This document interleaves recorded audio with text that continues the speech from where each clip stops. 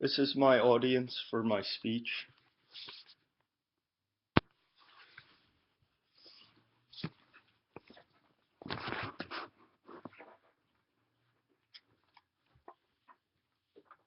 Yeah, I apologize for not having enough people, but my aunt couldn't make it and my brother's at a lacrosse game, so I apologize in advance. For this speech, I did Pat Buchanan, and he was the one that did the speech on cultural war, and had a big effect because, like, the political side, he was uh, Republican and the Democrat, and they never get along. So it had an effect on both parties. Little background on him. He was born in Washington, D.C., November 2nd, 1938. He is currently 78 years old. And I think he ran for presidential election in like 2008 or something, but never got to it. He's an American political commentator, author, also columnist, politician, broadcaster. Buchanan was a senior advisor for U.S. Presidents Richard Nixon, Ronald Reagan, and Gerald Ford. He sought the Republican presidential nomination in 1992 to 1996. He also ran for the Reform Party ticket in the 2000 presidential election.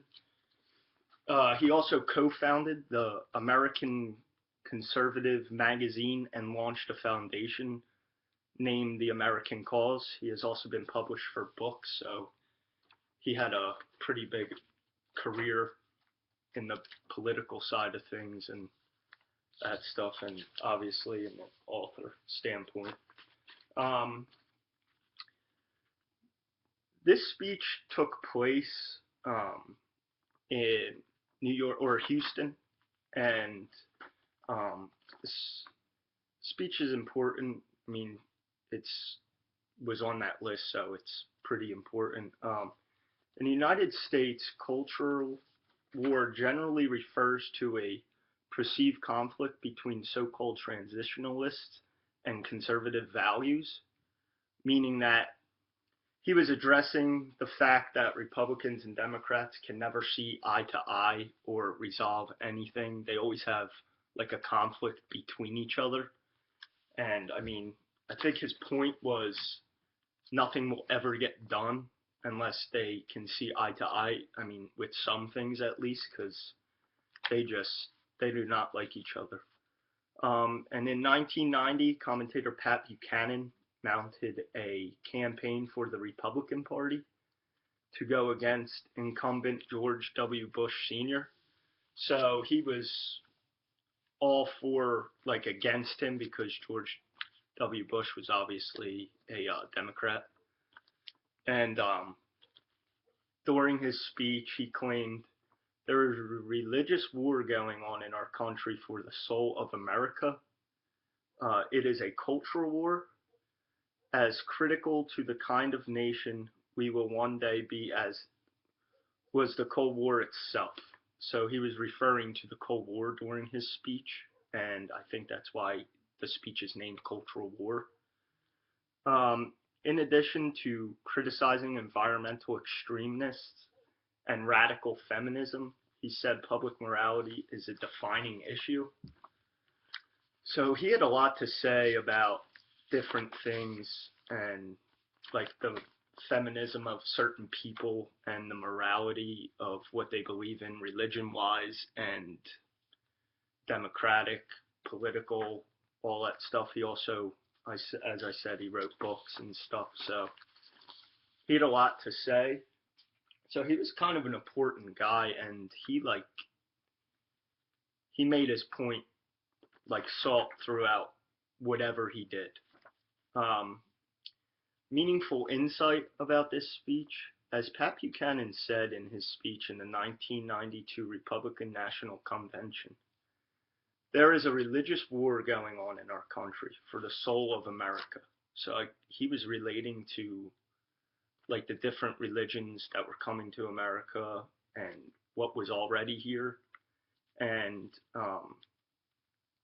they were all fighting to be like number one, and he was saying that they should all be like sort of like you should be able to open your eyes and see different religions and especially where different people are coming from and stuff like that. So pretty like eye opening. He was trying to. His point was, um, it is a cultural war as critical to the kind of nation we will one day be as the Cold War itself. Um, but today's culture war, if there even is one, doesn't seem to be about winning America's soul. It's about people's right to live their lives according to their beliefs. Again, like he was trying to say, like people have the right to believe in what they want to believe. Um, so he kind of like was seeing both sides of the story, which is I thought was interesting because usually political parties, like he was a Republican, so he's real for the Republican, but I think he was trying to see the Democratic side as well to make his point even more meaningful, like to open your eyes and get on the same page to accomplish things. Um, this speech had an impact on a lot of people, and not everyone was so fond of it because I guess he had a different tactic of getting his point across than people would have liked. Um, he turned a lot of heads, but it's impossible to please everyone, especially when you're talking about political parties because and a debate they never agree on anything. They always have to be like number one and stuff like that. So no side of the story is broad with the other. So that was his meaningful insight that he was trying to get across.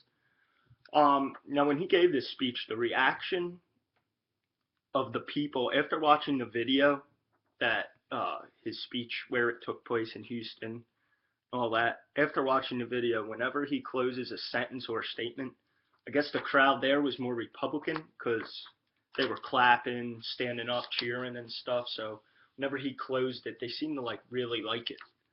Um, but then after like doing more research on it, you hear a lot of people like say um, it caused a big distraction in the United States, and many people did not like this speech. So I guess they were more Democratic side than Republican. Um, and why it's a great speech, I mean, because he tried to make his point different, like for everyone to be a part of it and see it together. So, I mean, in his speech, it really was all about like your beliefs and what side of the fence you were on.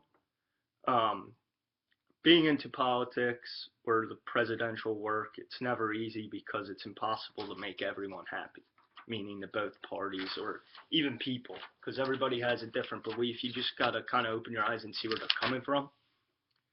Um, this is on the list because of the impact it had on the different political sides, also because of the heads it turned. So I mean, like I said throughout this speech, he was like he tried to make his point like different than everyone else, meaning like he was trying to see both sides of the story rather than just see one, which was the Republican because he was Republican. He was trying to see the Democratic side and the Republican side to bring them together, and that's pretty much what his speech is about, and that's why I think it was on that list. So that's my speech, and once again, I apologize for not having enough people.